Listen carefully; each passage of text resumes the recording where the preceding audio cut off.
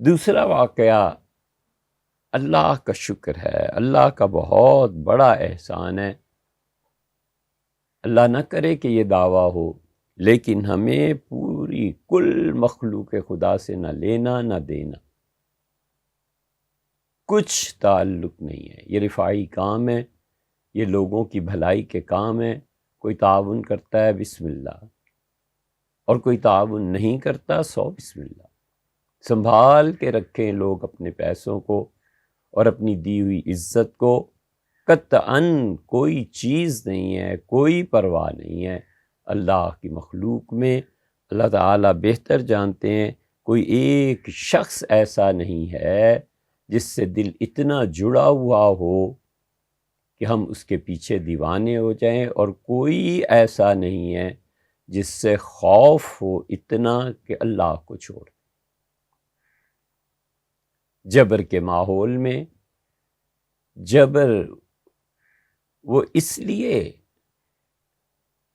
وہ جبر اس کے پیچھے چلنا اور جباروں کی بات ماننا اس لیے کہ کہیں خدا نہ خواستہ اربوں روپیہ جو مسلمانوں نے دیا ہے، کہیں یہ ادارہ ڈوب نہ جائے اور پیسے یہ ضائع نہ ہو جائیں، اللہ کو حساب نہیں دینا۔ یہ ظلم اور جبر اس لیے کہ آپ بھی ماؤں بہنوں بیٹیوں والے ہیں، اور ہمارا بھی ایسے ہی حال ہے۔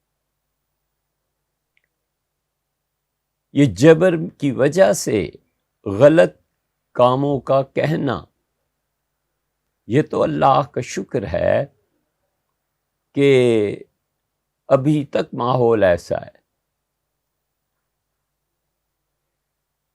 کہ سچی بات ایک حد تک کہی جا سکتی ہے بس، اور وہ بھی دور آ جائے گا جب اتنا بھی سچ نہیں بولا جا سکے گا۔